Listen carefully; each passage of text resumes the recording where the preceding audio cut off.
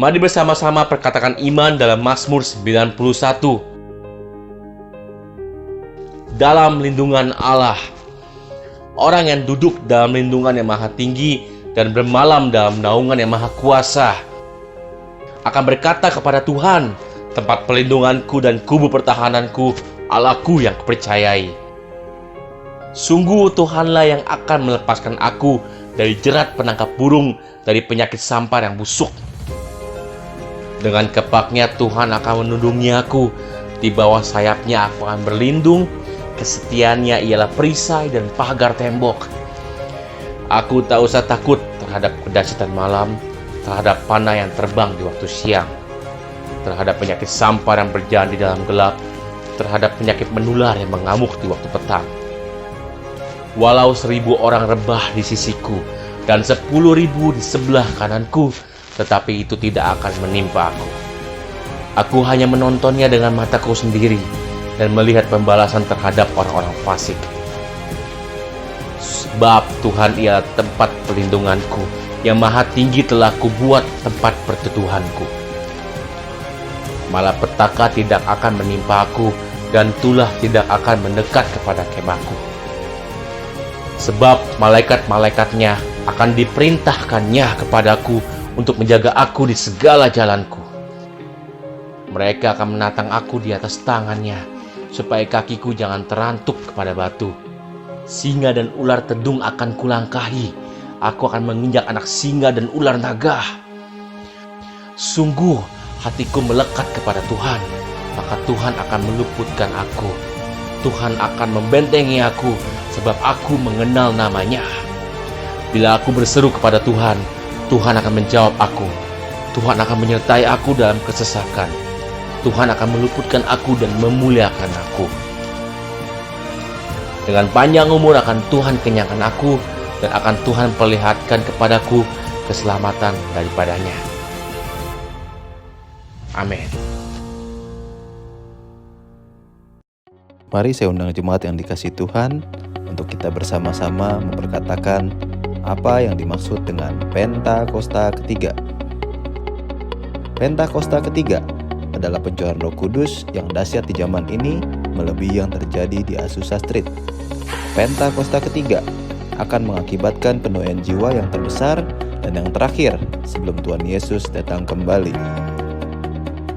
Pentakosta ketiga akan membangkitkan generasi Yeremia, yaitu anak-anak muda yang dipenuhi Roh Kudus, cinta mati-matian kepada Tuhan Yesus, tidak kompromi terhadap dosa, dan akan bergerak untuk memenangkan jiwa. Pentakosta ketiga lahir di Indonesia dan bergerak ke bangsa-bangsa. Gerakan ini dari timur ke barat dan akan kembali ke Yerusalem. Pentakosta ketiga akan memberikan kuasa untuk menyelesaikan amanat agung, dan setelah itu Tuhan Yesus datang kembali. Amin. Terima kasih Bapak, terima kasih. Kami mau terus naikkan pujian syukur kami di hadapan-Mu ya Tuhan. Kami bersyukur buat apa yang sudah Engkau perbuat dalam hidup kami. Kami mau terus menang, sebab Engkau penolong kami. Engkau Tuhan yang pegang hidup kami. Dan kami mau terus menaruh harap percaya kami kepadamu ya Tuhan. Terima kasih Bapa. Kami bersyukur kepadamu buat perbuatan tangan-Mu yang ajaib bagi kami. Terima kasih Tuhan. Hati kami limpah dengan syukur. Hati kami mau terus memuji nama-Mu. Sebab Engkau Tuhan kami, Raja kami. Hanya Kau yang kami sembah selamanya. Kami mau menaikkan syukur kepadamu setiap waktu. Terima kasih Tuhan buat karya-Mu, buat perbuatan-Mu, buat pertolongan-Mu bagi kami. Kami bersyukur Bapa. Oh,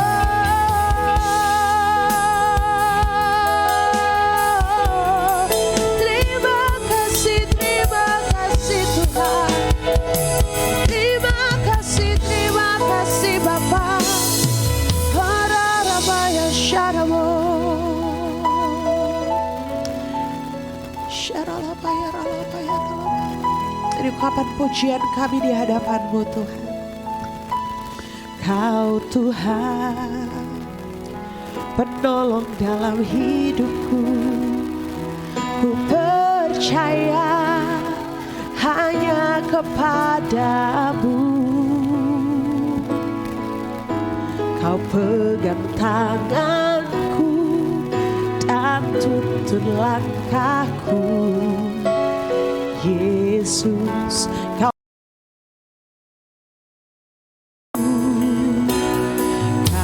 Tuhan, kekuatan dalam hidupku, penolongku dalam kesesakan. Kau gunung batuku dan pertahananku. Yesus, Kau kemenanganku. Yesus, padamu ku berseru, Kaulah penyelamatku. Terpujilah Kau Tuhanku. Mulutku memuji nama-Mu sepanjang umur hidupku. Terpujilah Kau Tuhanku di atas segalanya. Mari berikan tepuk tangan buat Raja kita. Sama-sama kita nyatakan, Kau Tuhan, penolong dalam hidupku. Ku percaya hanya kepadamu, sebab Dia yang pegang tangan kita. Kau pegang tanganku dan tuntun langkahku. Yesus, Kau perlindunganku. Kau Tuhan, Kau Tuhan, kekuatan dalam hidupku, penolongku dalam kesesakan. Sebab Dia gunung batu kita. Kau gunung batuku dan pertahananku. Yesus, Kau kemenanganku. Yesus, padamu ku berseru, Kaulah penyelamatku. Terpujilah Kau Tuhanku. Mulutku memuji nama-Mu sepanjang umur hidupku. Terpujilah Kau Tuhanku di atas segalanya. Oh Yesus, Yesus, padamu ku berseru, Kaulah penyelamat kami. Amin Tuhan. Biar mulut kami memuji nama-Mu selama-lamanya ya Bapa. Sepanjang umur hidupku. Terpujilah Kau Tuhanku di atas segalanya. Kaulah sumber kuatku, Kaulah kehidupan kami, Kaulah kehidupanku. Kaulah pertahananku. Kami nyatakan kepercayaan kami Tuhan. Ku percaya padamu. Oh Yesus, padamu. Mari dengan segenap hatimu nyatakan di hadapan Tuhan. Biar ini sungguh jadi pengakuan kami ya Bapa. Amen. Mulut kami ya Tuhan. Amen. Thank Jemaat Tuhan sendiri nyatakan dengan segenap hatimu. Oh Yesus, Yesus,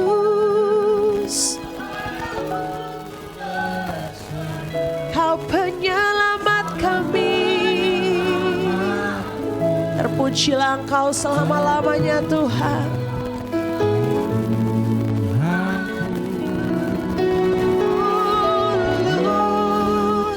Memuji namamu sepanjang umur hidupku. Terpujilah Kau Tuhanku di atas segalanya. Oh Yesus, Yesus, padamu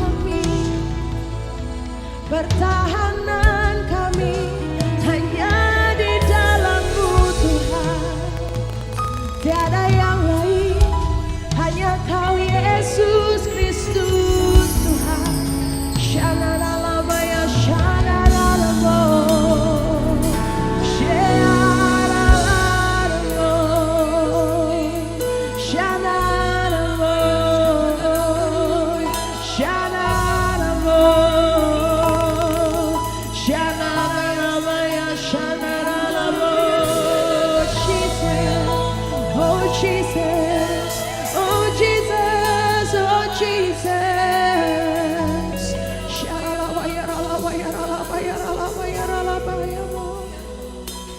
Mari Bapak Ibu Saudara, mari kita ambil waktu sejenak.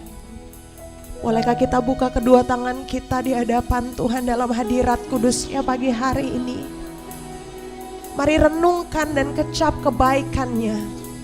Apa yang sudah Dia perbuat dalam hidup kita sampai saat ini. Oh Jesus, mari renungkan setiap kasih setianya, setiap pertolongannya, setiap tuntunannya dalam hidup kita. Makasih Tuhan. Kami mau merenungkan kasih setiamu, sungguh besar bagi kami.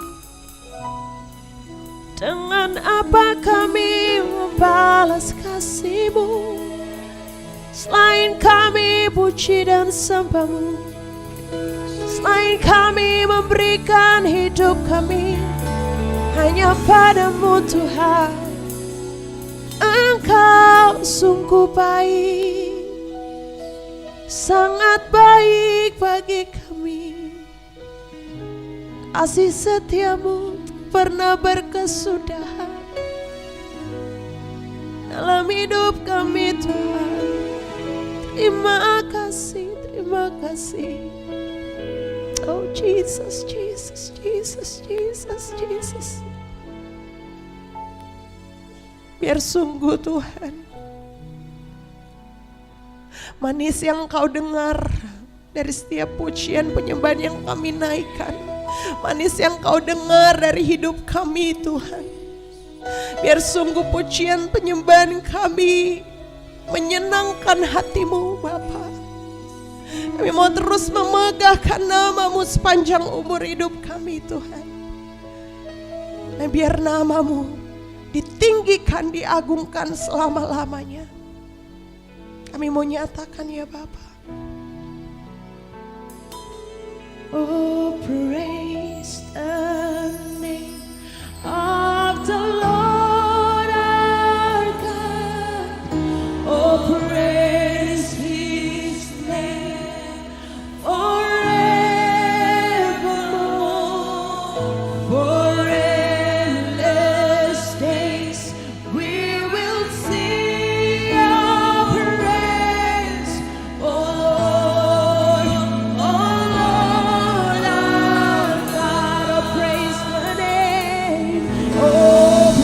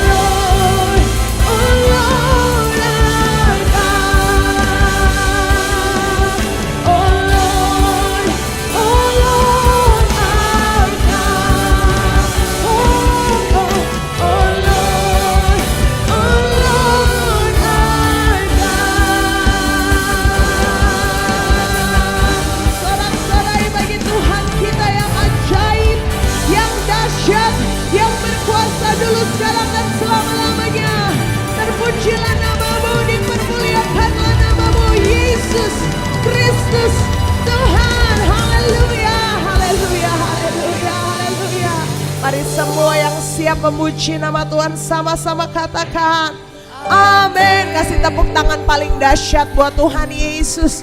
Haleluya. Bapak ibu saudara, bolehkah kasih tos minimal 5 orang? Kanan kiri depan belakang, katakan Tuhan Yesus sungguh dahsyat buat engkau dan saya. Haleluya. Biar kedahsyatannya terus menjadi acuan bagi kita untuk terus berseru kepadanya, amin. Haleluya. Ini kami umatmu yang mau berseru kepadamu Tuhan.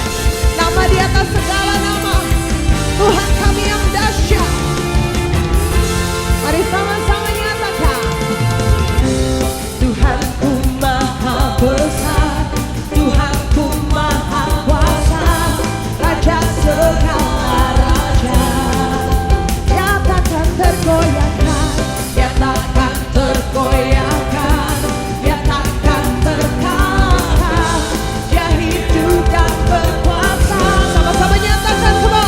Serukan namanya, Yesus Tuhan Raja. Segala kuasa tunduk dalam namanya, Dia luar biasa. Amen. Perkasa mulia, Yesus nama di atas segala nama. Katakan haleluya. Kami berseru, Engkau Tuhan kami yang maha besar, Engkau Tuhan kami yang maha kuasa. Kami mau nyatakan dengan sehati ya Tuhan. Mari sama-sama katakan, Tuhanku maha besar, Tuhanku maha kuasa, Raja segala raja. Siapa saudara katakan teman, dia takkan terkalahkan. Amen. Dia hidup dan berkuasa. Mari angkat tanganmu nyatakan, serukan namanya, Yesus Tuhan Raja.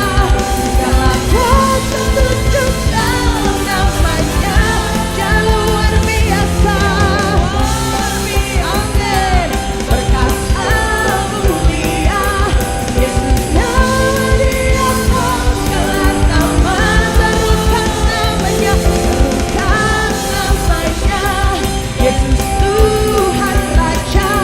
Segala kuasa tunduk dalam namanya, Bapa luar biasa Tuhan. Amin. Yesus nama di atas segala nama. Sebab Dia Tuhan kita Yesus yang maha besar, maha mulia, maha dahsyat, dan Dia tidak tergoyahkan. Ini kami umatmu ya Bapa, kami mau terus serukan namamu Yesus. Haleluya. Katakan, serukan namanya. Mari umat Tuhan, segala kuasa tunduk di dalam nama Tuhan Yesus. Kami perkatakan Tuhan, Kau luar biasa.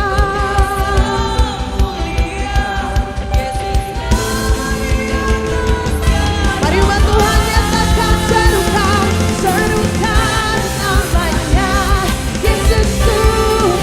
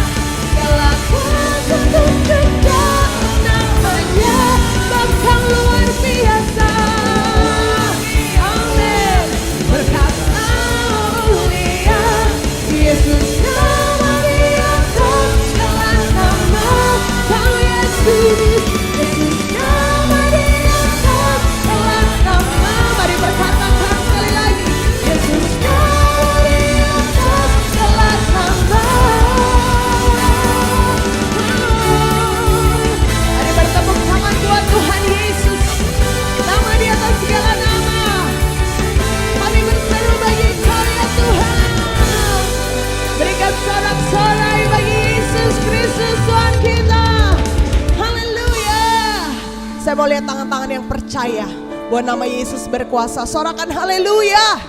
Sorakan amin. Kasih tos kanan kiri lagi Bapak Ibu Saudara, katakan Yesus berkuasa dalam hidupmu. Amin.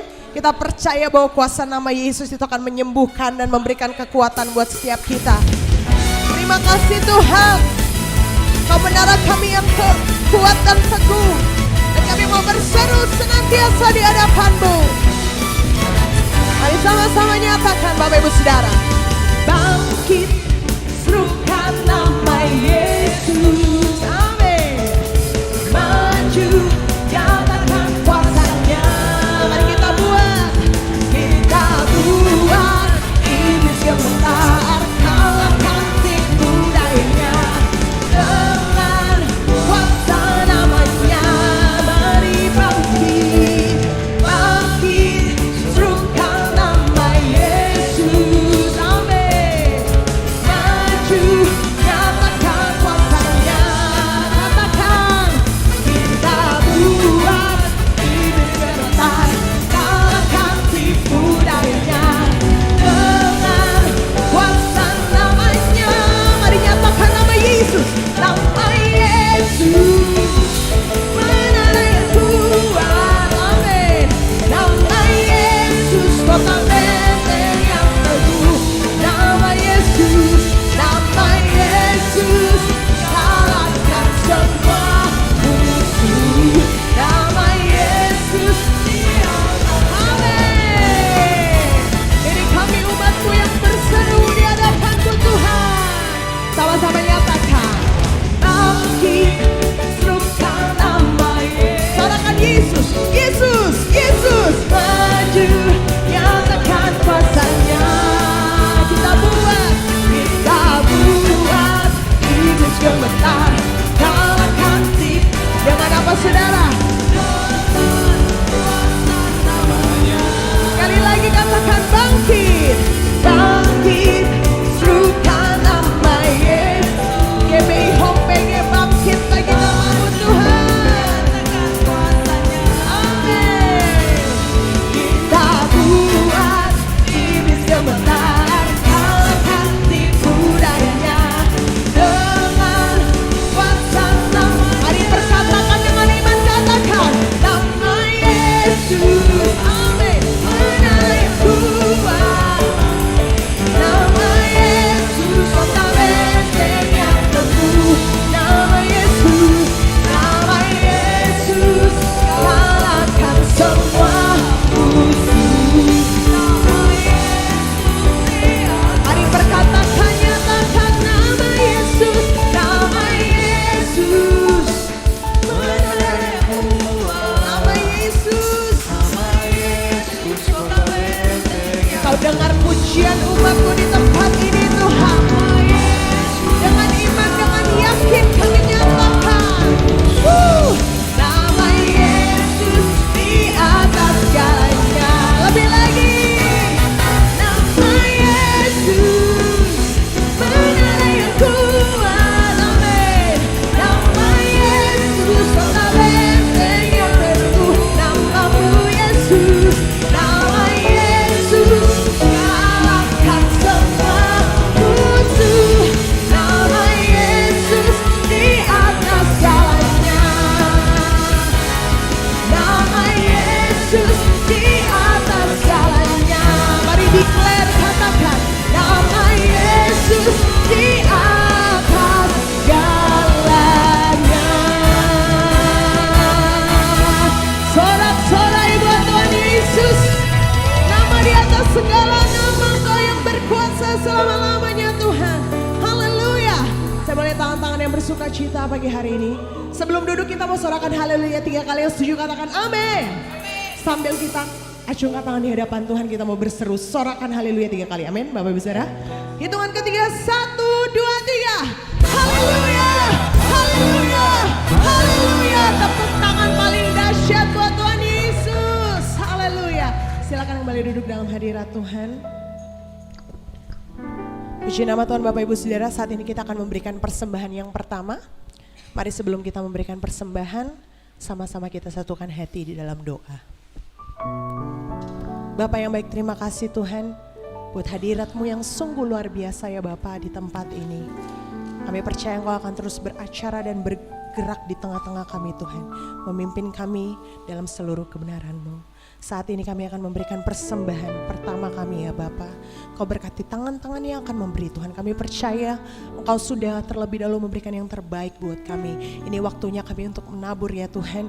Dan biarlah Tuhan apa yang kami taburkan ini Tuhan sungguh ya Bapa menyenangkan hati-Mu. Kau berkati tangan-tangan yang akan memberi Tuhan. Kami percaya berkat 30, 60 bahkan 100 kali lipat menjadi bagian kami. Karena kami menabur di tanah yang subur. Dan kami percaya Tuhan Engkau yang terus mengajarkan kami untuk terikat kepada Engkau sang pemberi berkat sejati ya Tuhan. Kami percaya persembahan yang kami taburkan Engkau yang multiplikasikan di dalam nama Tuhan Yesus. Dan terus Tuhan Engkau dapat berkati untuk memperlebar kerajaan-Mu di muka bumi ini. Di dalam nama Tuhan Yesus Kristus, mari semua yang siap memberi dengan penuh sukacita sama-sama katakan amin. Selamat memberi Bapak Ibu Saudara. Tuhan Yesus memberkati. Thank you Jesus. Sambil kita siapkan hati kita untuk masuk dalam kebenaran firman Tuhan.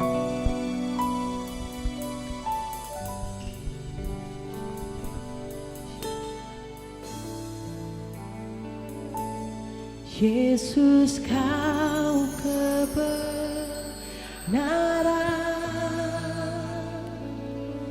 yang menyelamatkanku. Kau memberikanku hidup dan pengharapan.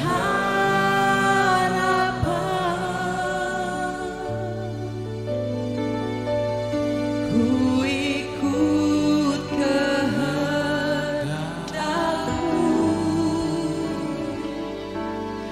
Ku perlu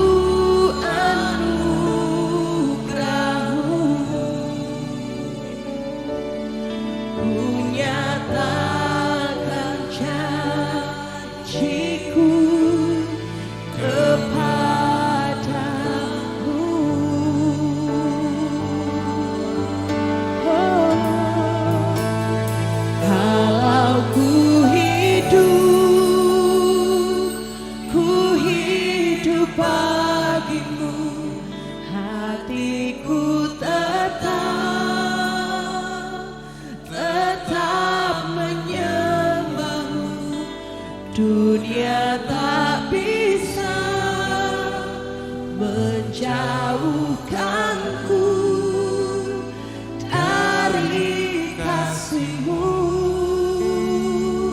Selama kami hidup Tuhan, selama ku hidup bagi-Mu, mataku tetap memandang-Mu. Dunia tak bisa menjauhkanku dari kasih-Mu. Biar ini jadi doa dan kerinduan setiap kami ya Tuhan. Thank you Jesus, thank you Lord. Mari sama-sama nyatakan pujian ini dengan segenap hati. Yesus Kau kebenaran yang menyelamatkanku, yang menyelamatkan. Amin. Oh, Kau memberikanku hidup dan pengharapan. Kami nyatakan ku ikut kehendak-Mu. Kami perlu anugerah-Mu Tuhan. Kami nyatakan janji kami ya Bapa. Ku nyatakan janjiku kepadamu. Mari dengan segenap hatimu nyatakan, oh, kalau ku hidup bagi-Mu, hatiku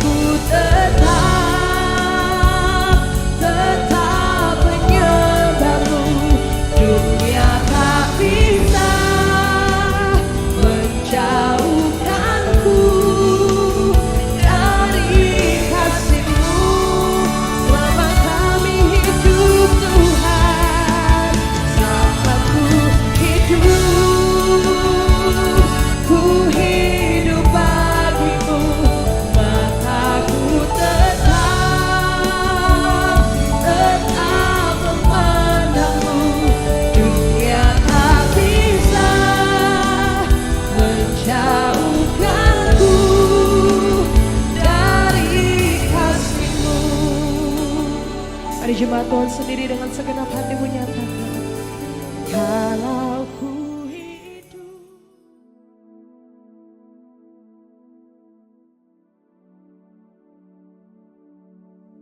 Shalom semuanya. Menurut kalender Ibrani, dari tanggal 23 September 2025 sampai dengan 12 September 2026, kita memasuki tahun 5786 yang disebut PVAV. PVAV itu artinya 86. Angka 80 menggambarkan mulut. Huruf VAV mewakili angka 6. Huruf VAV memiliki bentuk seperti paku atau kait penghubung. Dalam Alkitab, huruf VAV sering dipakai dalam kata penghubung dan. Seperti yang terdapat dalam Kejadian 1 ayat 1. Pada mulanya Allah menciptakan langit dan bumi. Jadi huruf VAV ini menggambarkan terhubungnya Allah dan umat manusia dalam sebuah perjanjian covenant. Saya percaya sebagai umat perjanjian, hari-hari ini kita harus semakin terhubung dengan Allah, makin intim dengan Dia. Angka 6 berbicara tentang manusia, karena Tuhan menciptakan manusia pada hari ke-6. Kejadian 1 ayat 26 sampai 31. Jadi angka 6 seperti menggambarkan upaya atau kekuatan manusia. Saya percaya melalui pengertian tahun 5786 atau PVAV, Tuhan menuntun kita untuk sampai kepada penyelesaian amanat agung 2033. Saya akan mengingatkan bahwa goal kita menjadi orang percaya sesuai dengan Roma 8 ayat 29 adalah menjadi serupa dengan gambar Yesus. Artinya kita harus menjadi murid Tuhan Yesus. Sesuai dengan 1 Yohanes 2 ayat 6, siapa yang mengatakan bahwa ia tinggal di dalam Dia, ia wajib hidup sama seperti Kristus telah hidup. Kalau kita hidup sama seperti Kristus telah hidup, maka kita akan menjadi serupa dengan gambarnya, yaitu murid Tuhan Yesus. Tugas utama kita sebagai murid Tuhan Yesus, tanpa melihat profesi kita, sesuai dengan Matius 28 ayat 19 dan 20, adalah menjadikan semua bangsa murid Tuhan Yesus, yang artinya menyelesaikan amanat agung. Salah satu jawaban Tuhan Yesus ketika ditanya oleh murid-muridnya tentang tanda kedatangannya dan tanda akhir zaman terdapat dalam Matius 24 ayat 14 yang berkata, dan Injil kerajaan ini akan diberitakan di seluruh dunia menjadi kesaksian bagi semua bangsa. Sesudah itu barulah tiba kesudahannya. Dengan perkataan lain dikatakan bahwa kalau amanat agung sudah selesai, maka sesudah itu Tuhan Yesus datang. Kata sesudah itu artinya tidak ada yang tahu kapan. Bisa 1 hari, 1 minggu, 1 bulan, 1 tahun, atau beberapa tahun. Yang jelas tidak akan lama. Sebab Tuhan Yesus berkata, aku datang segera.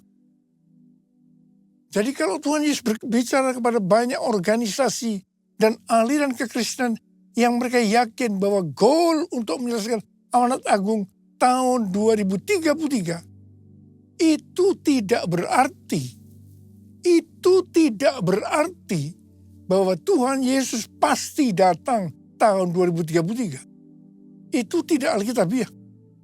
Tetapi kalau dikatakan tahun 2033 itu Tuhan Yesus bisa datang, itu alkitabiah. Sebab kedatangannya bisa sewaktu-waktu. Yang jelas Tuhan Yesus berpesan sangat kuat kepada kita. Waktu kedatangannya sudah sangat dekat. Kita harus makin sungguh-sungguh dengan Dia. Hosana, Hosana, kata Tuhan Yesus.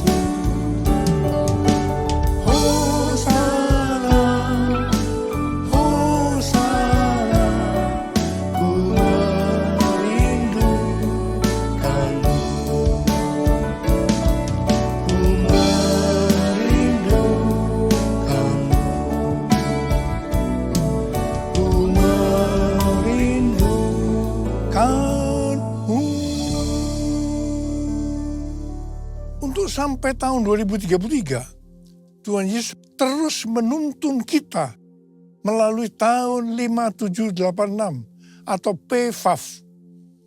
Tuhan berpesan kepada kita untuk yang pertama, perhatikan mulut. Angka 80 menggambarkan mulut. Memasuki PFAF atau 86, kembali Tuhan mengingatkan tentang mulut. Mulut harus dipakai untuk lebih banyak memperkatakan hal-hal surgawi ketimbang tentang hal-hal duniawi. Mulut kita harus dipakai untuk memuliakan Tuhan, menjauh dari segala kejahatan, dan saling membangun. Efesus 4 ayat 29 berkata, janganlah perkataan kotor keluar dari mulutmu, tetapi pakailah perkataan yang baik untuk membangun, di mana perlu, supaya mereka yang mendengarnya beroleh anugerah. Tuhan Yesus berkata dalam Matius 12 ayat 36 dan 37, aku berkata kepadamu, setiap kata gegabah yang diucapkan orang akan dipertanggungjawabkannya pada hari penghakiman. Sebab menurut ucapanmu engkau akan dibenarkan, dan menurut ucapanmu pula engkau akan dihukum. Saya ingatkan bahwa kita harus berhati-hati dengan mulut kita. Juga dengan apa yang kita ketik. Apakah itu hoax atau ujian kebencian, supaya jangan kita dihukum. Tuhan Yesus mengingatkan dalam Yohanes 8 ayat 43 dan 44, supaya jangan berdusta. Iblis adalah pendusta dan bapa dari segala dusta. Jadi kalau kita sering berdusta, itu berarti bapak kita adalah iblis. Orang yang sering berkata bohong, dia akan terus berbohong untuk membuat ceritanya sepertinya benar dan masuk akal. Orang yang seperti ini akan berurusan dengan Tuhan. Hati-hati. Saya berdoa agar kita menanggalkan dusta, supaya kita hidupnya berkenan kepada Tuhan. Hal ini juga sesuai dengan Mazmur 34 ayat 13 sampai dengan 15. Siapa di antaramu yang mencintai hidup dan mendambakan hari-hari penuh kebahagiaan?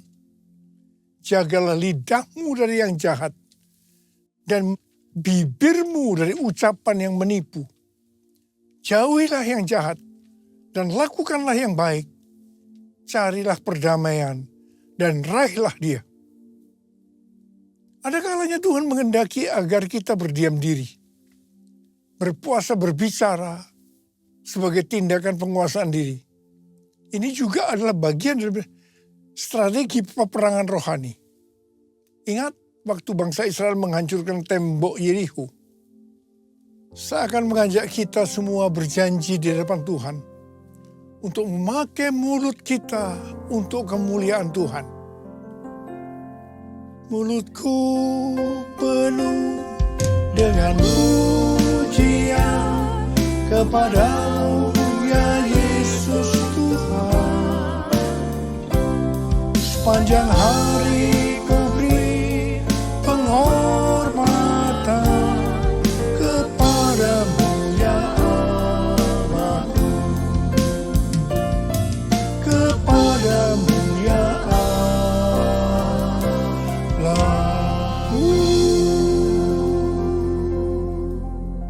Huruf Vav yang mewakili angka 6 memiliki bentuk seperti paku atau kait penghubung.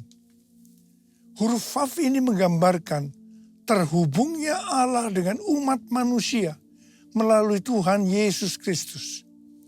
Jadi supaya manusia terhubung dengan Allah, artinya manusia mendapatkan keselamatan, Tuhan Yesus harus mati dengan penderitaan yang luar biasa. Betapa baiknya Tuhan Yesus. 1 Korintus 6 ayat 19 dan 20 berkata, atau tidak tahukah kamu bahwa tubuh kamu semua adalah bait Roh Kudus yang tinggal di dalam kamu, roh yang kamu peroleh dari Allah, dan bahwa kamu bukan milik kamu sendiri, sebab kamu telah dibeli dan harganya telah lunas dibayar. Karena itu muliakanlah Allah dengan tubuhmu. Keselamatan yang kita peroleh adalah karena kasih karunia Allah, bukan karena perbuatan baik kita yang kita responi dengan kita beriman kepadanya. Pada saat kita percaya kepada Tuhan Yesus sebagai Tuhan dan Juru Selamat kita, maka Roh Kudus masuk ke dalam hati kita. Harap diperhatikan, tubuh kita ini bukan milik kita sendiri. Tubuh ini miliknya Tuhan Yesus. Karena Tuhan Yesus telah membeli kita dari penguasa kita yang lama, yaitu iblis. Tuhan Yesus membeli kita dengan darahnya, dengan nyawanya, dan harganya telah lunas dibayar. Tuhan Yesus membeli kita dari tuan kita yang lama, dengan harga yang sangat mahal, yaitu dengan darahnya, nyawanya. Dan keselamatan yang Tuhan Yesus sediakan bagi kita diberikan secara cuma-cuma. Melalui kasih karunia. Bukan karena perbuatan baik kita, asal kita beriman kepadanya. Menerima Yesus sebagai Tuhan dan Juru Selamat kita. Tuhan Yesus berpesan, muliakanlah Allah dengan tubuh. Jangan ada yang berkata, mulut saya sendiri, tangan saya sendiri, uang saya sendiri. Saya bisa mempergunakan semua sesuai kemauan saya sendiri. Ini tidak benar. Sekali lagi saya mau katakan, tubuh ini bukan milik kita sendiri, tetapi miliknya Tuhan Yesus. Muliakanlah Allah dengan tubuh. It's all about you. It's all about you. It's all about you, Jesus. It's all about you. It's all about you. It's all about you, Jesus. Huruf Vav yang mewakili angka 6 berbicara juga tentang manusia. Karena Tuhan menciptakan manusia pada hari ke-6.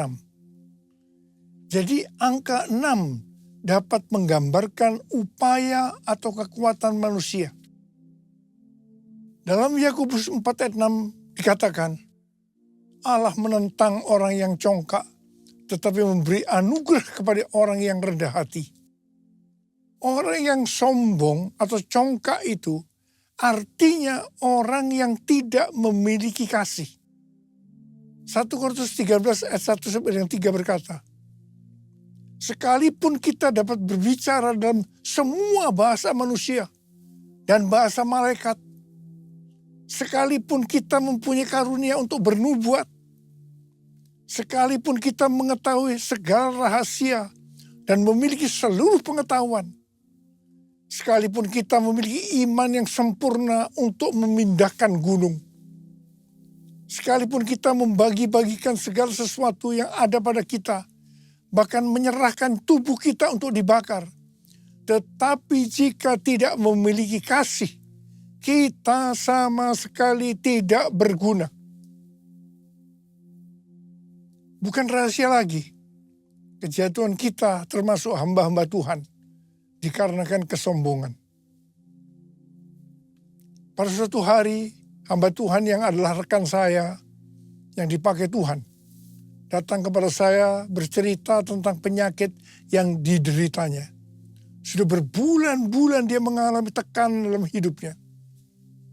Waktu dia bercerita kepada saya, tiba-tiba Tuhan berbicara kepada saya untuk disampaikan kepada teman saya lain. Saya bilang, kalau kita mau dipakai Tuhan dengan lebih dahsyat, maka kita harus dilemahkan. Dia memandang saya. Dan sambil menunjuk kepada saya, dia berseru dengan suara keras, yes, yes, yes.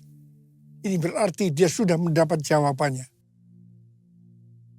Sebetulnya kata-kata yang Tuhan berikan kepada saya, ini adalah pengalaman dari Rasul Paulus. Kesaksian Rasul Paulus dalam 2 Korintus 12 ayat 1 sampai dengan 10. Bahwa dia diangkat ke surga tingkat 3 atau Firdaus. Dia mendengarkan kata-kata yang tidak terkatakan, yang tidak boleh diucapkan manusia. Ini pernyataan yang luar biasa. Supaya jangan sombong dengan pengalaman yang luar biasa ini. Dia diberi duri dalam daging. Yaitu utusan iblis yang menghantam dia. Rasul Paulus sudah 3 kali minta kepada Tuhan untuk dilepaskan dari ini. Namun jawaban Tuhan, cukuplah anugerahku bagimu. Sebab justru dalam kelemahanlah kuasaku jadi sempurna. Rasul Paulus menerima dengan rela untuk dilemahkan. Dia bilang, aku senang dan rela dalam kelemahan. Di dalam siksaan, di dalam kesukaran, di dalam penganiayaan, dan kesengsaraan karena Kristus. Sebab jika aku lemah, maka aku kuat. Dari kesaksian Rasul Paulus ini jelas, penyebab utama dari hamba Tuhan tidak bisa dipakai oleh Tuhan lebih lagi adalah karena kesombongan. Kalau dia rela dilemahkan, Tuhan pakai lebih lagi. Tetapi jika tidak, semuanya selesai. I bless your name, I bless your name, I give you honor, give you praise. You are the light, the truth, the way. I bless your name, I bless your name, I bless your name, I bless your name. Tahun 2000, saya mengalami tekanan berat dalam pelayanan saya. Saya berteriak kepada Tuhan. Dan Tuhan menjawab, kamu sombong, kamu arogan. Saya tidak mau berdalih dengan Tuhan. Saya minta ampun dan saya tanya, apa yang harus saya perbuat? Yang pertama, turunkan nama gereja yang kamu bangga-banggakan. Dan hal yang kedua, kamu minta maaf kepada gereja-gereja dan kepada hamba-hamba Tuhan lainnya. Saudara, untuk melakukan ini tidak mudah. Betul-betul harus punya niat untuk merendahkan diri. Waktu itu jumlah gereja kita sekitar 400. Dan tidak semua orang yang saya mintai maaf dengan rela memaafkan saya. Ada yang sinis, ada yang berkata, Niko punya taktik apa lagi ya? Dan saya melakukan ini selama beberapa tahun. Beberapa tahun dengan sungguh-sungguh. Saya benar-benar dilemahkan oleh Tuhan. Tapi setelah itu apa yang terjadi? Yang pertama, rekonsiliasi di antara gereja-gereja terjadi. Dan roh doa turun. Transformasi Indonesia terjadi. Haleluya. Setelah World Prayer Assembly di SICC tahun 2012, maka saya diproses oleh Tuhan. Ini di tengah-tengah healing movement ministry. Pelayanan kesembuhan. Mungkin dengan tidak sadar saya mulai sombong. Mencuri kemuliaan Tuhan. Memang pelayanan kesembuhan gampang membuat kita sombong.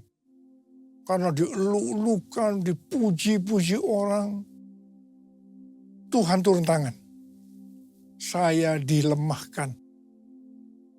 Hampir 6 bulan, tiap hari perut saya sakit luar biasa. Kepala juga sakit. Saya sudah diperiksa oleh dokter, di kolonoskopi, di endoskopi, tetapi tidak ada penyakitnya. Tiap kali saya berkhotbah, menyanyikan pujian penyembahan, itu selalu ada di tengah-tengah kesakitan. Dan saya selalu berkata, kapan ya selesainya tugas saya ini? Jadi tidak ada kesempatan untuk saya menjadi sombong. Malah kalau boleh menawar, saya mau istirahat dulu dari pelayanan ini. Tapi tidak bisa. Karena Tuhan terus menyuruh saya. Terus melayani. Setelah 6 bulan saya diproses seperti itu. Pada tahun 2013 saya disuruh Tuhan untuk mendeklarasikan Pentakosta ketiga. Haleluya. Saya percaya kalau saya tidak dilemahkan, pasti pelayanan saya tidak mencapai 13 tahun dengan 318 kali pelayanan yang kebanyakan di lapangan-lapangan. Terima kasih Tuhan. Tuhan Yesus baik. Pada tahun-tahun terakhir ini, pelayanan saya banyak untuk global. Seperti yang Tuhan katakan, gerakan Pentakosta ketiga ini dimulai dari timur ke barat dan kembali ke Yerusalem. Barat yang dimaksudkan ini adalah Amerika. Dari Amerika terus bergerak ke seluruh dunia. Tahun 2017, saya diperkenankan oleh Tuhan untuk berdoa di tempat doa yang namanya Capitol Hill di Washington DC. Ini seperti gedung DPR, MPR-nya di Indonesia. Capitol Hill ini tempat yang unik. Karena setiap kali Presiden Amerika yang terpilih pada saat pelantikannya, tempatnya di balkon di Capitol Building. Untuk menuju balkon itu harus melewati tempat doa Capitol Hill ini. Dengan dipimpin oleh istri senator senior, kami 8 orang diperkenankan berdoa. Pada saat berdoa, Ibu Christina Fargnimela mendapat penglihatan. Dia melihat ada kapal pesiar yang besar. Dan dia melihat di pantai ada saya pakai dasi kupu. Tetapi yang menarik, Ibu Christina melihat saya sangat kecil. Jadi kalau saya mengarahkan tangan saya ke kapal itu untuk ke kanan, maka kapal itu akan ke kanan.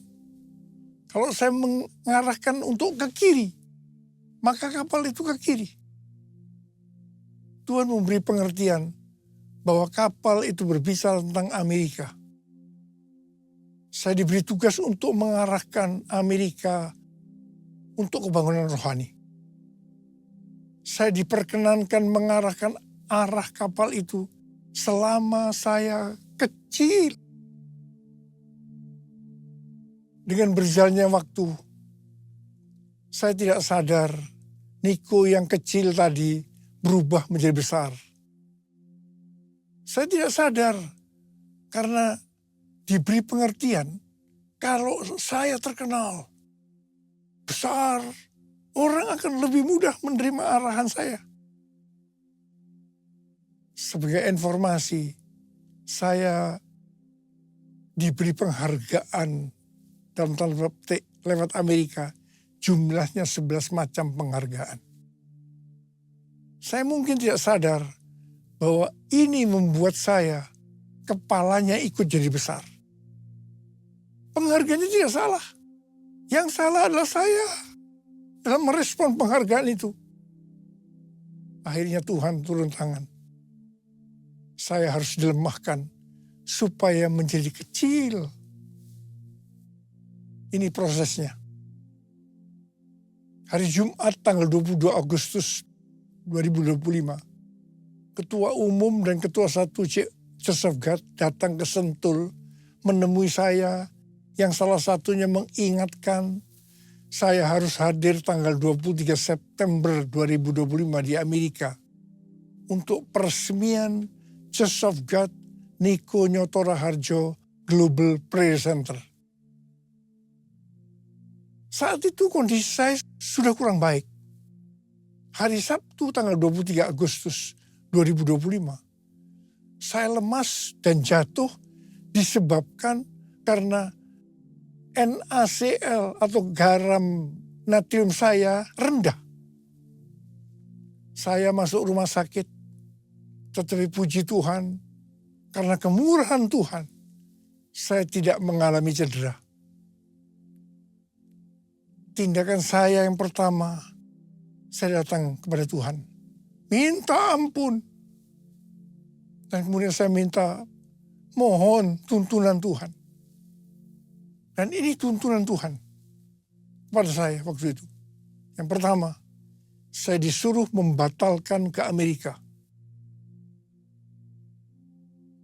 Yang kedua, saya disuruh menurunkan nama Niko Nyoto Raharjo di Global Prayer Center Church of God. Karena itu akan mencuri kemuliaan Tuhan. Dan yang ketiga, saya juga disuruh membatalkan pelayanan-pelayanan besar lainnya. Saya bilang sama Tuhan, Bapak, saya akan taat. Ampuni hamba-Mu ini yang tidak peka. Biar hamba-Mu kembali jadi kecil. Dan Engkau yang bertambah besar. Dan Engkau izinkan hamba-Mu ini sampai tahun 2033. Bapak, kami bersama-sama mau angkat tangan di hadapan-Mu.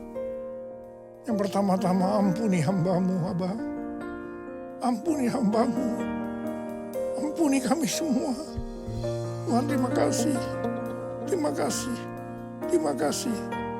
Izinkan kami semua, Tuhan, untuk bisa menyelesaikan amanat agung sampai tahun 2033. Bapa, berkat-Mu turun ke atas kami semua. Ya Tuhan. Ya Bapa, ya Bapa, ya Bapa.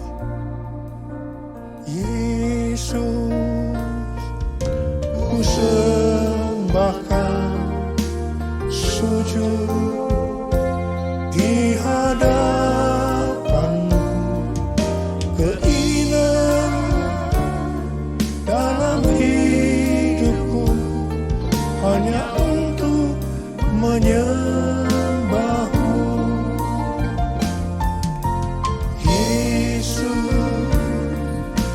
Sembahkan sujud di hadapan-Mu, keinginan dalam hidupku hanya untuk menyembah-Mu,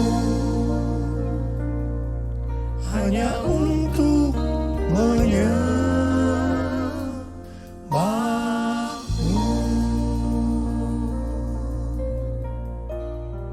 Terima kasih, Abah.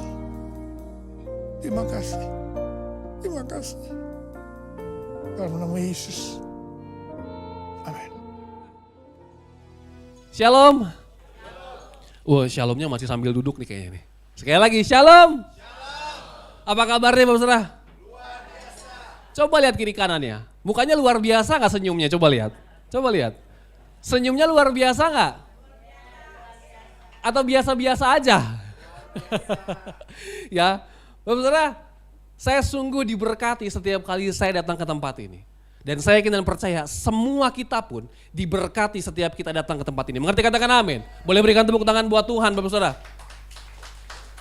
Siapa yang masih ingat tema bulan ini? Ada yang masih ingat tema bulan ini apa? Menjadi apa? Menjadi apa? Waduh, mohon izin di sini cuma ada 7 orang ya kayaknya ya. Tema kita adalah menjadi prajurit Kristus atau menjadi laskar Kristus. Ya, Bapak Saudara ya. Dan saya boleh jujur, hari-hari ini jarang sekali ada ibadah-ibadah yang mengangkat tema ini. Jarang sekali. Kenapa? Mohon izin, kalau saya boleh jujur. Belakangan ini yang kerap kali dibahas adalah apa? Berkat, mujizat, kesembuhan, seperti itu. Salah enggak? Enggak salah. Enggak salah. Boleh enggak? Boleh. Tapi jangan lupakan juga tentang ini. Menjadi prajurit Kristus. Oleh karena itu waktu saya awal bulan dikasih tema ini, saya bilang wow, tantangan buat saya. Ya, betul ya? Tantangan buat saya, tapi berkat juga buat saya. Dan saya kena percaya berkat juga buat kita. Mengerti, katakan amin. Bapak Saudara, 2 minggu yang lalu kita sudah belajar ya tentang prajurit ya. Semoga minggu ini bisa melengkapi. Kenapa? Karena menjadi orang percaya itu tidak berarti hidup kita mudah. Ya, Bapak Saudara boleh cari dari Kejadian sampai Wahyu, Wahyu sampai Kejadian, di mana ada tertulis firman Tuhan bilang gini, ikutlah aku maka hidupmu tidak ada masalah. Gak ada. Yang firman Tuhan katakan, ikutlah aku saat masalah datang kamu gak menghadapi sendirian. Jadi janji penyertaan Tuhan, waktu ikut sama Tuhan bukan berarti gak ada masalah. Oleh karena itu mungkin beberapa di antara kita Bapak Saudara bilang seperti ini dalam hati, saya udah ikut Tuhan bertahun-tahun, kok masalah tuh datang ya? Saya udah ikut Tuhan bertahun-tahun, tapi kok pergumulan keluarga saya gak beres ya? Sekali lagi Tuhan tidak pernah menjanjikan waktu kita ikut Tuhan gak ada masalah. Yang dia janjikan waktu kita ikut Tuhan masalah datang kita gak menghadapinya sendirian. Colek kiri kanan bilang kamu gak sendirian. Colek kiri kanan dia bilang kamu gak sendirian. Kamu gak sendirian. Bilang ada Tuhan bersamamu. Mengerti, katakan amin. Boleh berikan tepuk tangan buat Tuhan Bapak Saudara.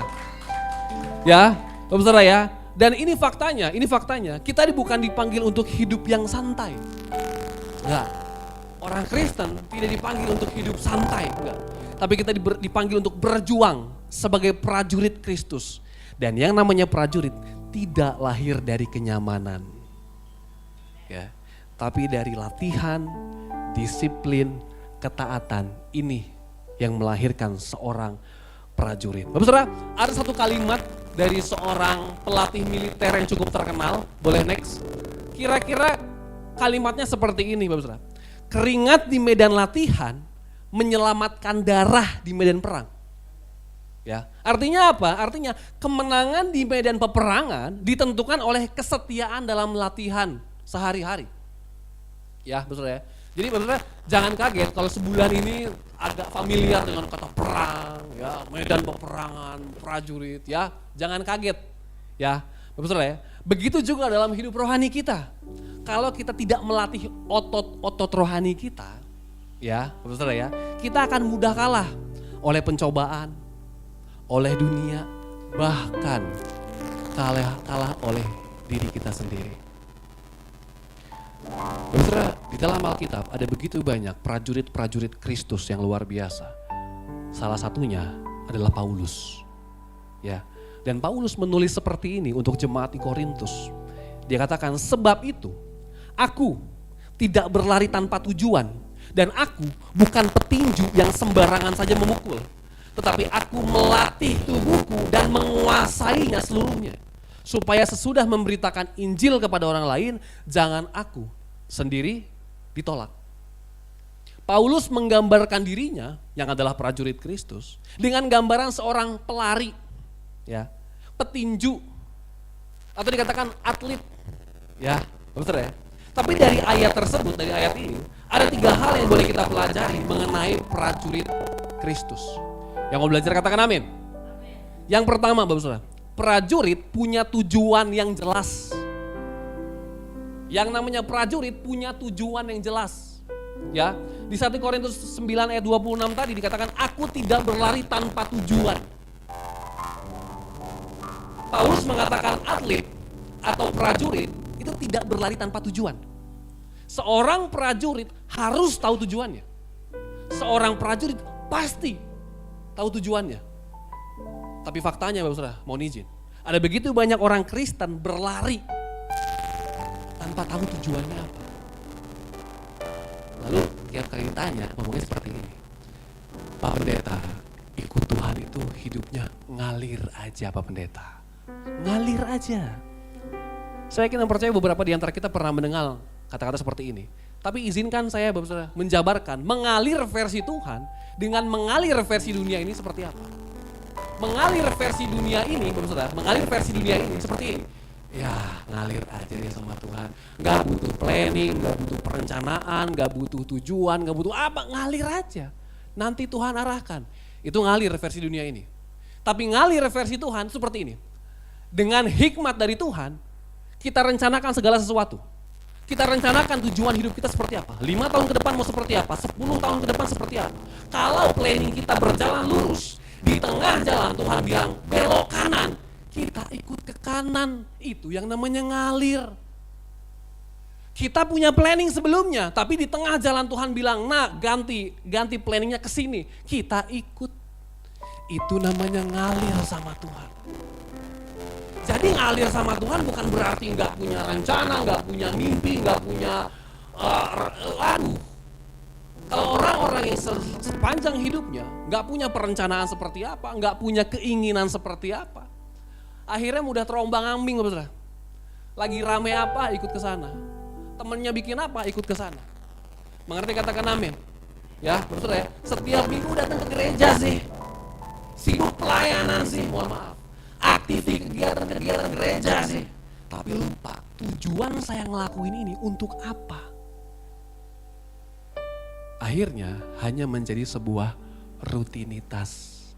Ditanya, hari Minggu kemana? Mau ke gereja. Oh, emang tujuannya apa ke gereja? Ya gak tahu sih. Dari dulu udah begini soalnya. Gak tahu tujuannya apa. Akhirnya menjadi sebuah rutinitas yang ujungnya akan ngomong seperti ini. Saya udah ikut Tuhan bertahun-tahun, kok hidup saya gak berubah ya. Kenapa? Karena yang kita lakukan hanya mengulangi rutinitas yang sama. Ini lagi.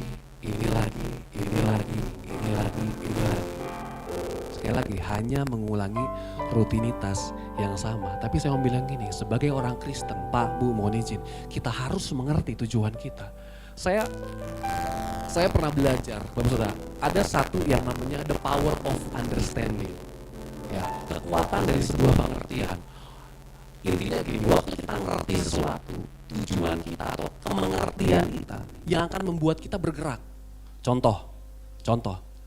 Saya yakin dan percaya semua kita di sini pernah pacaran ya. Pernah kan? Saya lihat di sini kan ibadah umum ya, banyak om, tante, beberapa lebih senior daripada saya, mohon izin ya. Maksudnya ya, semua kita pasti pernah pacaran ya. Dan yang pernah ngalamin putus cinta angkat tangan ya. Gak ada. Semuanya baik-baik. Ketemu pacar langsung nikah gitu. Hebat banget ini. Diberkati sekali di sini ya. Boleh izin. Gak apa-apa lagi rumah Tuhan. Terbuka aja gak apa. Siapa di sini yang pernah putus cinta angkat tangannya? Ya oke. Saya yakin dan percaya walaupun gak angkat tangan, dalam hati mungkin bilang, iya saya Pak. Itu ya Bapak Saudara ya, gak apa-apa ya Bapak Saudara ya. Waktu kita putus cinta Bapak Saudara, ya waktu kita putus cinta ya, sebelumnya waktu semuanya masih baik-baik saja, kita denger lagu sedih, putus hati lagi, putus cinta, sakit hati, kita sedih gak? Kalau suasana kita lagi biasa-biasa aja? Enggak sedih, orang lagi berbunga-bunga, ya kan? Orang lagi sleep call. Ya kan? Tapi waktu kita putus cinta, waktu kita sakit hati, dengar lagu sedih, nangis kenapa? Karena kita ngerti lirik lagunya apa. Kita ngerti apa yang lagi diomongin sama penyanyinya. Itulah the power of understanding, Bapak Saudara. Waktu kita ngerti akan sesuatu, kita akan punya energi, kita akan punya kemauan untuk bergerak. Waktu kita ngerti datang ke gereja tujuannya apa, Minggu pagi, minggu siang, hujan, badai, segala macam, gak ada yang bisa menghalangi kita gereja. Kalau kita ngerti tujuannya. Seperti katakan amin. Ya, Bapak Saudara ya. Sekali lagi, tujuan membuat kita semangat. Ya, memberi kita energi untuk bergerak. Bapak Saudara, waktu saya masih kelas 6 SD, saya bilang gini sama papa saya, Pak, teman-teman di sekolah punya Nintendo. Ada yang relate gak ya Nintendo ya? Ada ya beberapa di sini yang senyum ya. Itu seperti game, seperti PlayStation lah kalau zaman sekarang. Waktu saya kelas 6 SD, saya bilang ke papa saya, Pak, teman-teman punya Nintendo, David pengen punya Nintendo, Pak.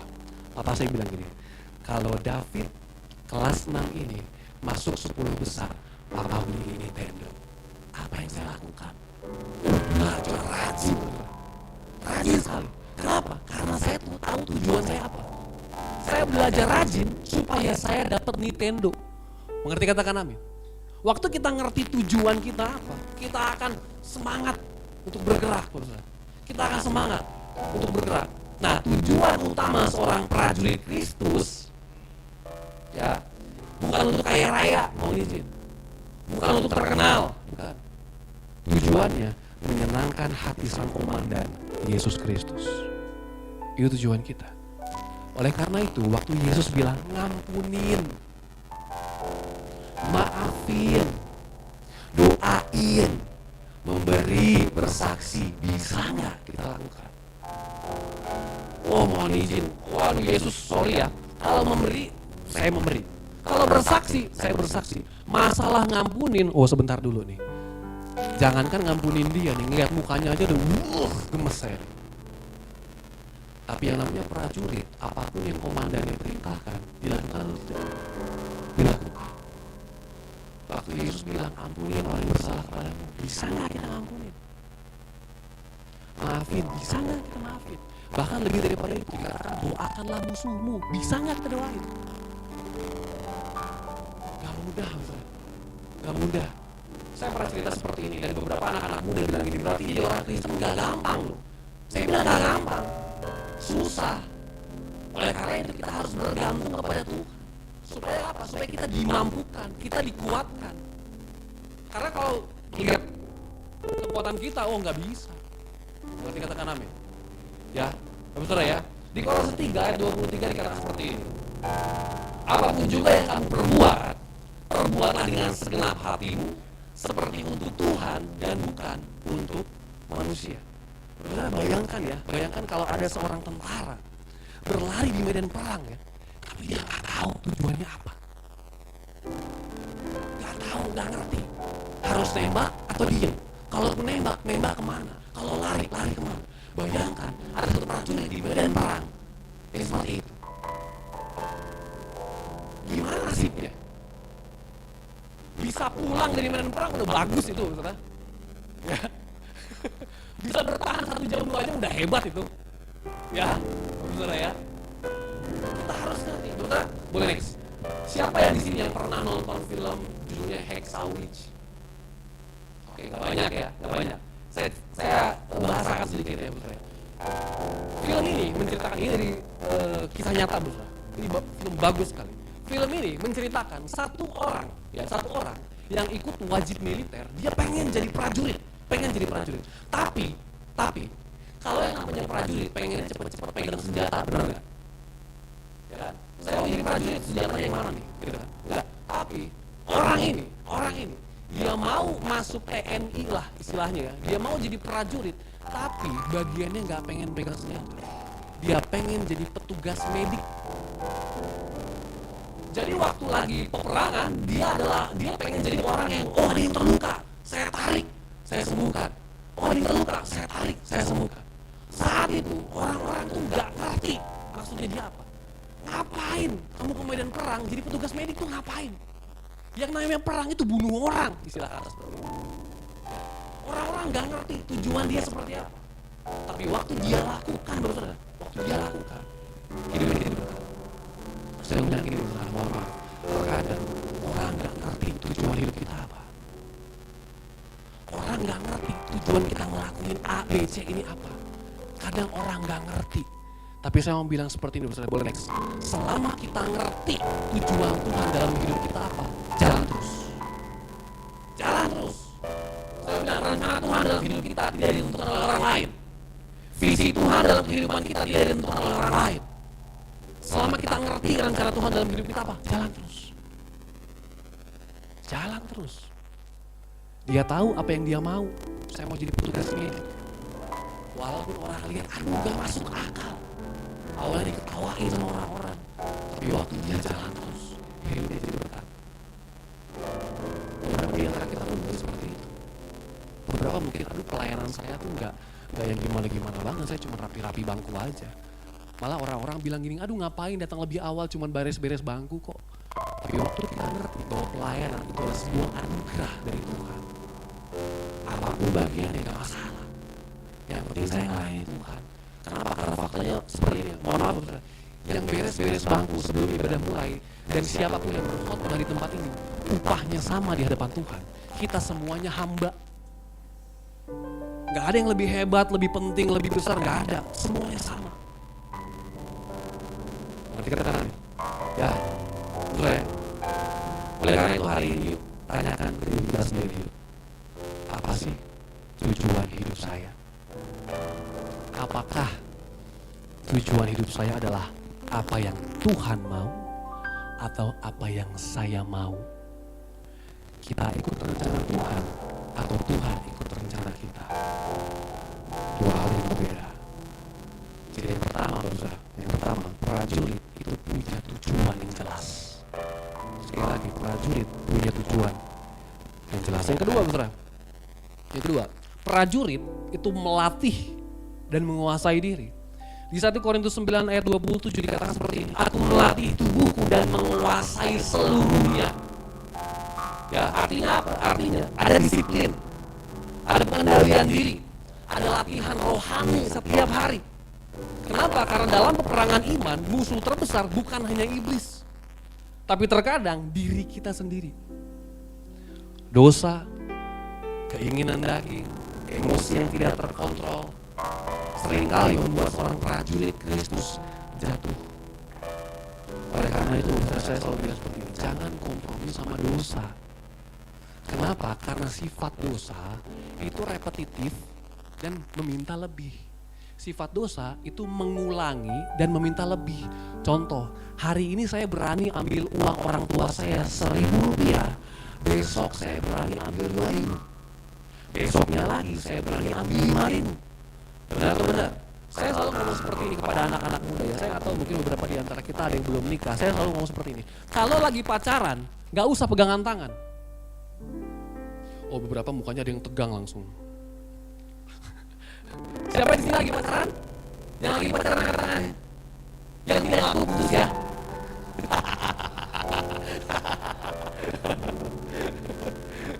Ya, betul. Ini selalu saya sampaikan.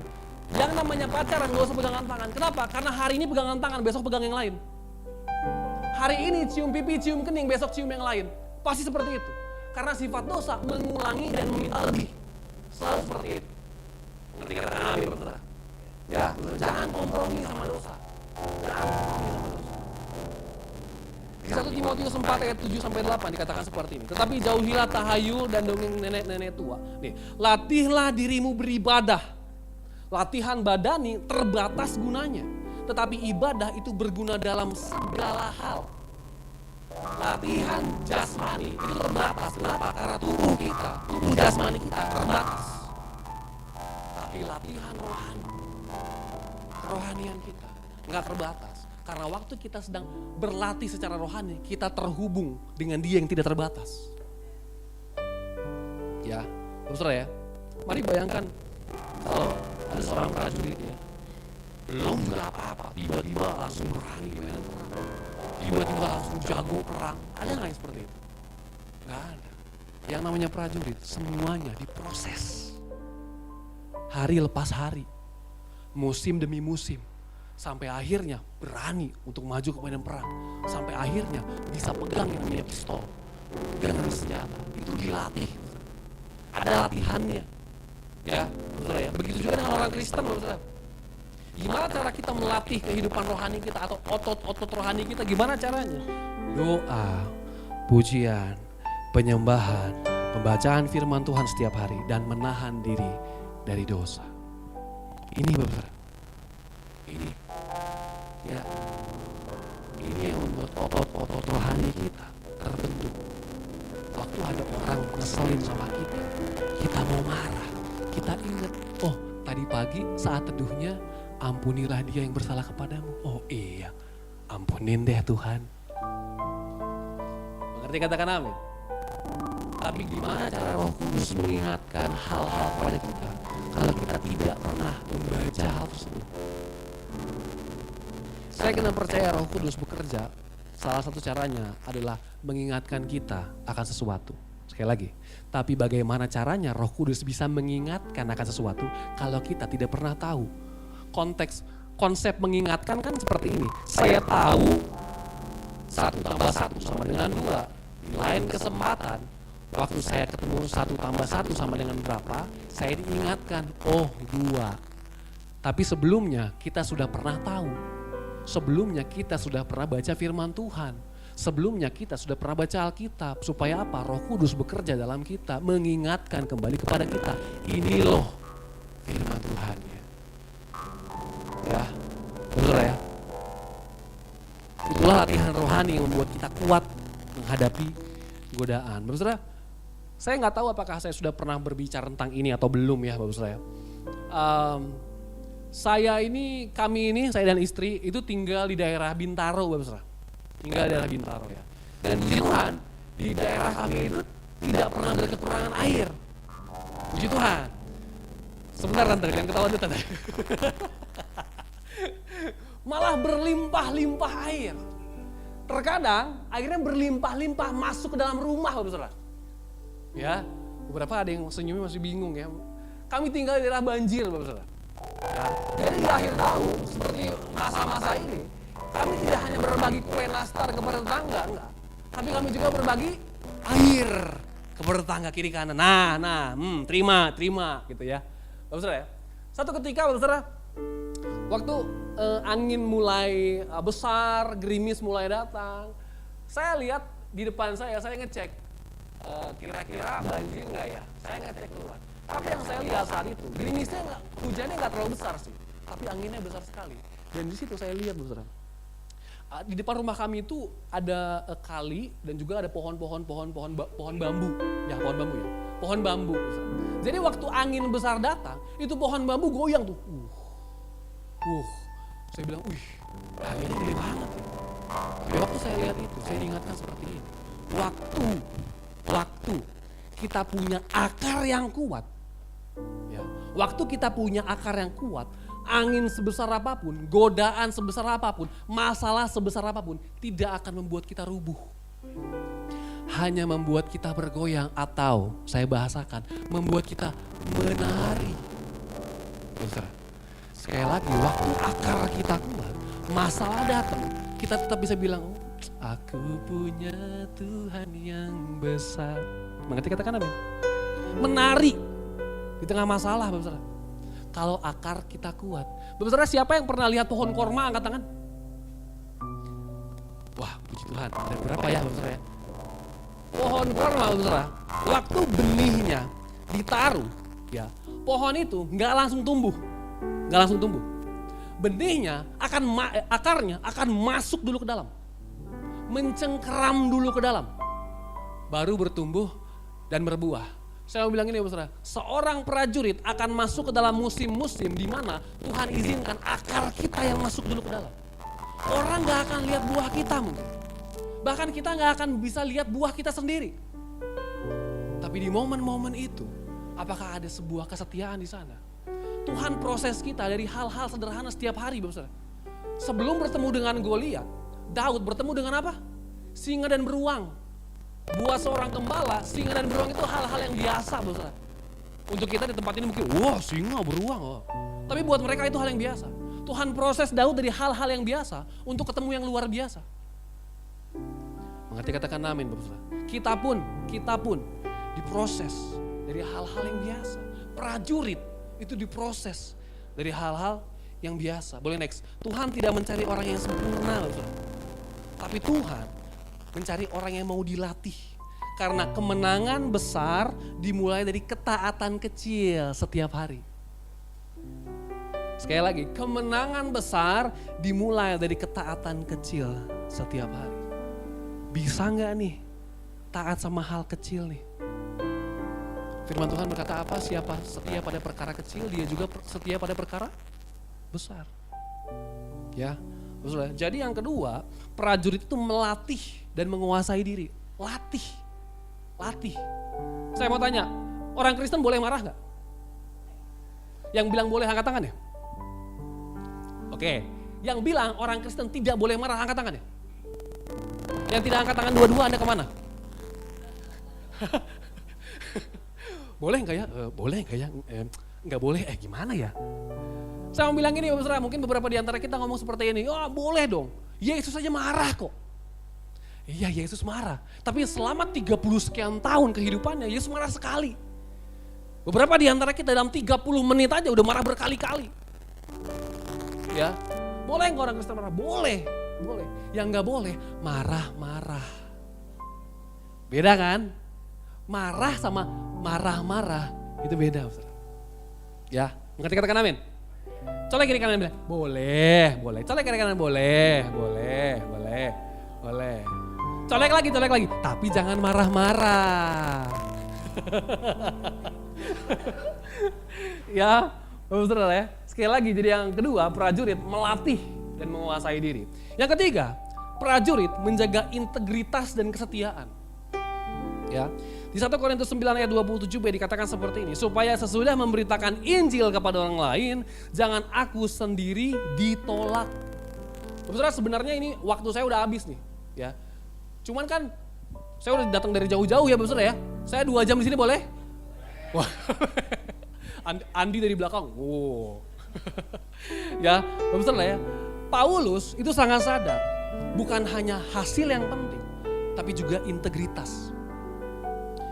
Ia tidak mau kalau setelah mengabarkan Injil, hidupnya sendiri tidak berkenan di hadapan Tuhan. Yang namanya prajurit Kristus harus punya integritas.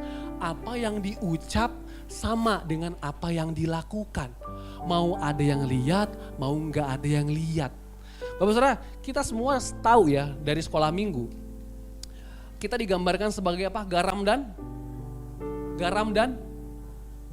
terang, Bapak saudara. Kenapa kita digambarkan seperti garam dan terang? Siapa di sini yang pernah makan nasi goreng? Nasi goreng kambing? Spesifik banget lagi ya. Tapi siapa di sini yang pernah makan nasi goreng kambing ya? Waktu nasi gorengnya datang, garamnya masih kelihatan gede-gede. Ada nggak yang ngalamin?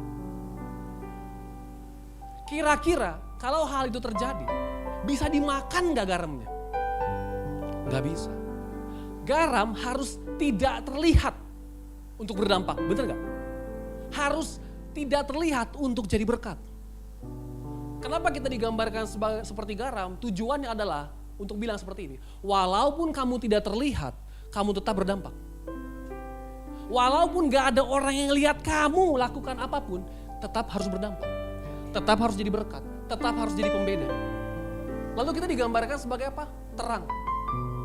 Tujuannya apa? Kalau yang namanya terang kan waktu lilin dinyalakan gak mungkin ditaruh di bawah kursi ya.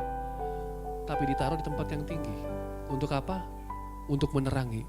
Maksudnya apa? Waktu kehidupan kita dilihat oleh orang harus jadi berkat. Harus jadi dampak. Jadi waktu kita digambarkan sebagai garam dan terang dunia, maksudnya adalah mau kelihatan, mau gak kelihatan, mau ada orang yang lihat, mau ada orang yang gak lihat, hidup harus jadi berkat. Lagunya bilang seperti apa? Bila saatnya nanti ku tak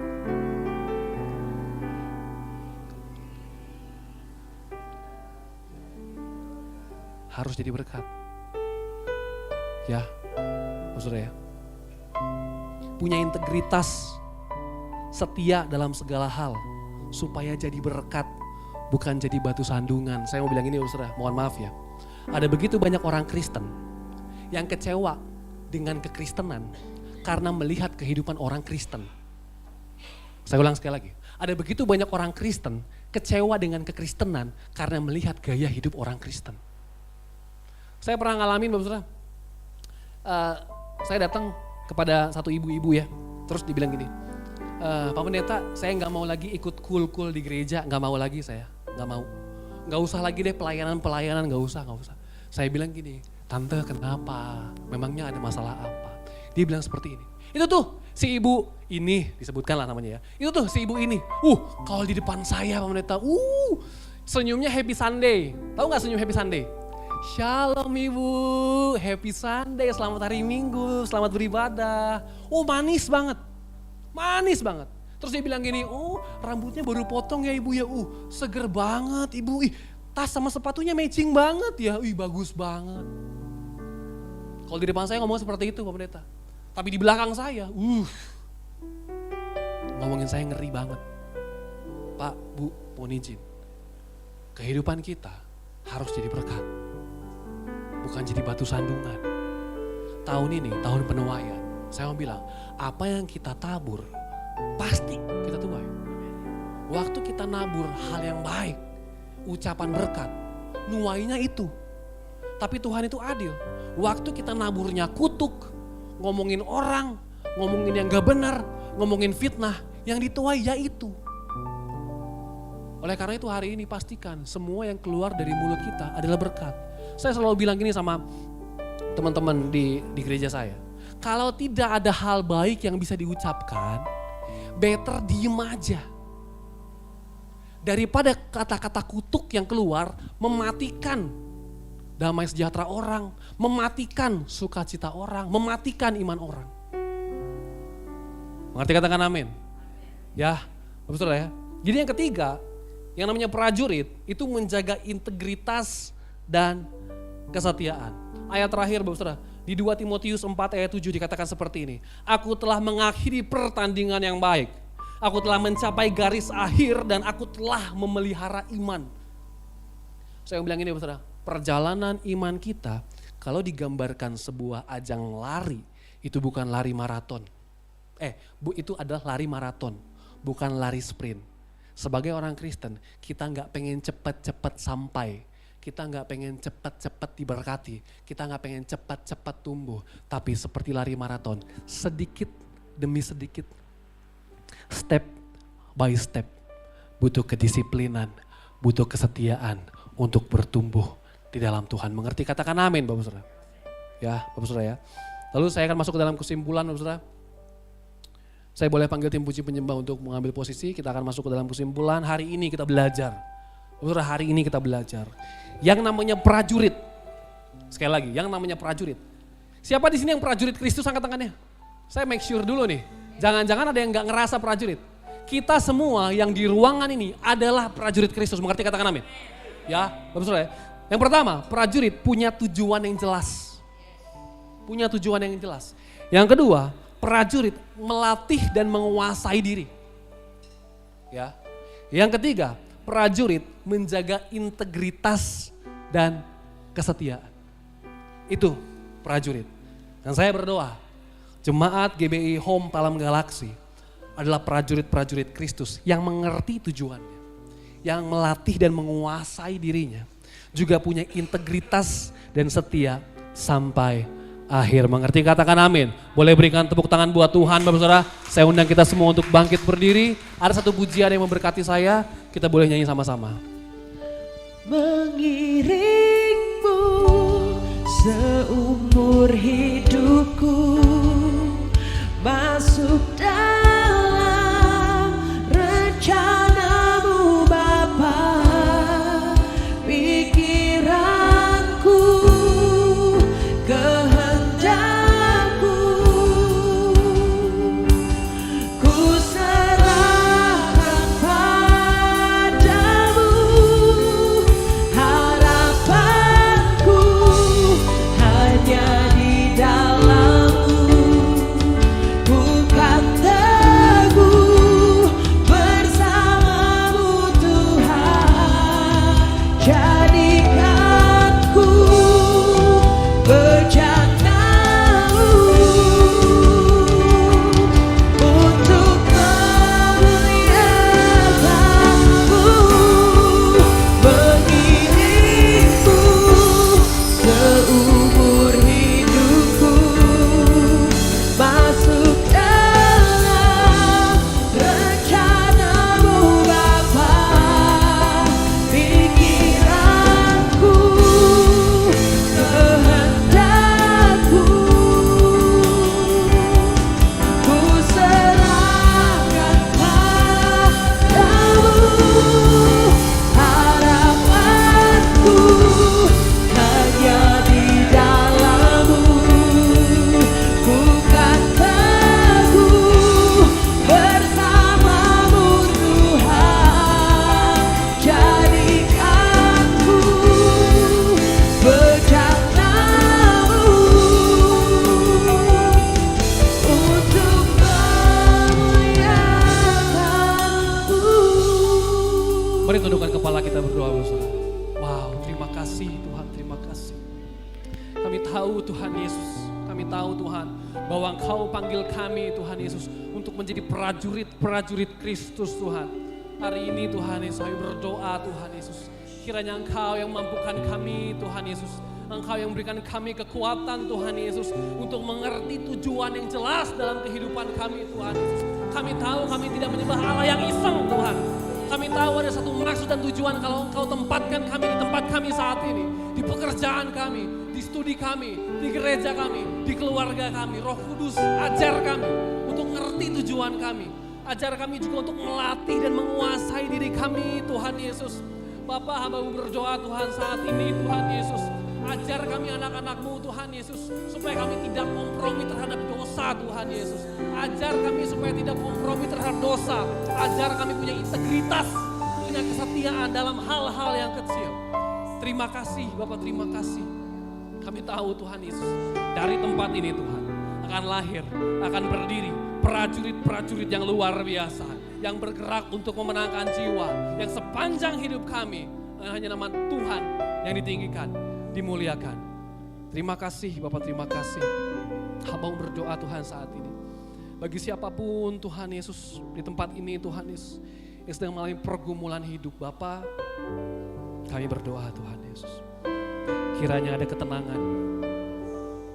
Wah.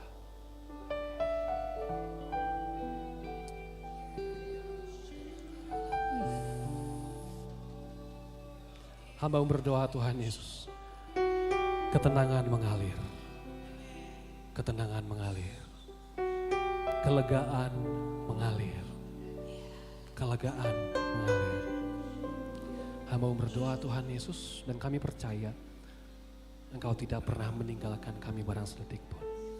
Terima kasih Tuhan, terima kasih. Hamba-Mu selesai sampai di sini Tuhan, tapi Roh Kudus Kau bekerja sebebas-bebasnya dalam kami. Ajar kami, bentuk kami, ubahkan kami. Supaya kami tidak hanya menjadi pendengar firman, tapi juga menjadi pelaku firman. Dan sampai di garis akhir nanti, kami dapat mendengar Engkau berkata, "Nak, aku berkenan atas hidupmu." Di dalam nama Tuhan Yesus yang siap menjadi prajurit-prajurit Kristus, sama-sama katakan, amin. Boleh berikan tepuk tangan buat Tuhan, Bapak Saudara. Selamat hari Minggu, Tuhan Yesus memberkati. Firman Tuhan, saya undang setiap jemaat untuk kita bangkit berdiri, kita akan berdoa syafaat. Oh, rarabasyada bakaralaba. Tuhan, terima kasih Tuhan untuk siang hari ini Tuhan. Firman-Mu, kami mengucap syukur atasnya Tuhan. Tuhan, terima kasih untuk Bapak Pendeta David Tuhan, yang hari Engkau utus untuk memberkati kami semua di tempat ini, yang dipakai Tuhan dengan urapan daripada-Mu Bapa Allah di sorga, sehingga kami diberkati dengan pesan yang daripada-Mu untuk menghadapi setiap tantangan kehidupan kami, tanpa mengandalkan kekuatan kami sendiri, tapi kami menghadapinya semua itu bersama dengan Engkau. Kami jadi miliki tujuan yang jelas dan berjalan seturut dan kehendak-Mu Bapa. Tuhan Yesus, satu hal kami percaya bahwa Engkau tidak akan pernah berbicara dengan sia-sia. Firman yang keluar dari mulut hamba-Mu ini dipenuhi oleh kuasa dan tidak akan kembali dengan sia-sia. Dan kami percaya hari ini ada sesuatu yang Tuhan bicara pada kami pribadi lepas pribadi. Dan melalui hamba-Mu ini Tuhan, banyak rahasia ilahi-Mu dibukakan bagi kami. Dan kami diisi dengan sesuatu yang baru Bapa. Bersama dengan istrinya juga Tuhan, untuk Ibu Polri yang hari ini juga Engkau utus untuk membawa kami masuk dalam suatu dimensi yang begitu dahsyat dalam pujian penyembahan kami kepada Engkau. Tuhan Yesus, saat ini hamba-Mu berdoa, Engkau limpahkan kembali kekuatan, sukacita, damai sejahtera dalam hidupnya. Tambahkan pengurapan pewahyuan yang baru hari demi hari. Kami percaya berkati pelayanannya, keluarganya, rumah tangganya, bahkan segala sesuatu yang dikerjakannya Tuhan. Engkau jawab dengan luar biasa Tuhan. Dan kami percaya Tuhan, Kau nyatakan kuasa-Mu Tuhan atas keluarga ini. Kemuliaan-Mu turun atas hamba-Mu ini. Dan biarlah setiap benih firman yang ditaburkan pada hari ini juga kembali menjadi buah yang berlipat kali ganda dalam kehidupannya Bapa. Kami juga berdoa Tuhan untuk Gembala Mina kami, Pendeta Insinyur Niko, Gembala CK4, Pendeta Werer Kauntu, dan semua Gembala Rayon, Gembala Cabang Khusus, serta Gembala-Gembala Kul, Tuhan Kau urapi dan berkati semuanya. Kami berdoa juga Tuhan untuk Gembala kami di tempat ini Tuhan, Bapak Immanuel Senangan Keluarga, Wakil Gembala kami Tuhan, Pak Wisnu Bu Susi Tuhan, dan juga seluruh tim KOR Tuhan, semua pelayanannya Tuhan Kau berkati. Tuhan Yesus, Kau yang urapi berlimpah-limpah, sehat panjang umur dan berhasil dalam penyertaan Tuhan. Kami juga berdoa untuk Presiden, Wakil Presiden kami beserta dengan seluruh jajaran. Berikan roh yang takut akan Tuhan dalam memimpin bangsa ini, sehingga bangsa ini menjadi bangsa yang mengasihi dan menghormati nama Tuhan Yesus. Kami juga berdoa untuk penuaian jiwa yang terbesar dan yang terakhir Tuhan, dapat menjangkau setiap orang baik dewasa maupun muda, anak-anak Tuhan. Kami percaya semua boleh berjumpa dengan Tuhan Yesus secara otentik sebelum Tuhan Yesus datang. Kami juga berdoa untuk pemilik gedung ini Tuhan, kiranya Tuhan juga berkati dengan berlimpah, sehat, kuat dan panjang umur. Kami juga berdoa untuk seluruh lingkungan di gereja kami RW 17 Ruko 1000, biarlah kiranya Tuhan Engkau berkati semua pengurus dan berikan keamanan, kerukunan serta damai sejahtera. Kami juga berdoa untuk pelayanan pada hari ini Tuhan, yang mengambil bagian Tuhan. Kami percaya Engkau juga yang mengurapi dan pakai lebih lagi. Dan akhirnya kami menyerahkan setiap jemaat kami yang hadir pada hari ini, online maupun onsite. Tuhan Yesus, Engkau sembuhkan mereka yang sakit, menguatkan mereka yang lemah, menghibur mereka yang susah, dan Engkau bukakan jalan bagi mereka yang mengalami jalan buntu. Terima kasih Tuhan Yesus, Engkau telah mengabulkan setiap doa kami. Dan ini Tuhan, kami siapkan hati dan pikiran kami tertuju kepada Engkau Tuhan, untuk menerima berkat yang daripada-Mu. Kiranya Engkau memberkati aku berlimpah-limpah dan memperluas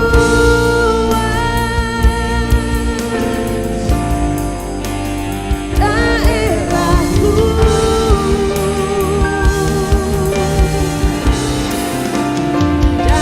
kiranya tangan-Mu menyertai aku dan melindungi aku daripada malapetaka, sehingga kesakitan tidak menimpa aku, sehingga kesakitan tidak menimpa aku, sehingga kesakitan tidak menimpa aku. Mari kita angkat kedua tangan kita.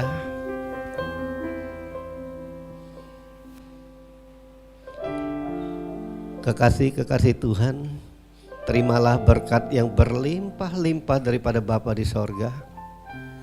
Di dalam kasih sayang daripada Tuhan Yesus, penghiburan daripada Roh Kudus, menyertai engkau mulai saat ini sampai Yesus datang kembali, dan kita akan hidup bersama Dia kekal untuk selama-lamanya. Setiap kita yang percaya katakan amin.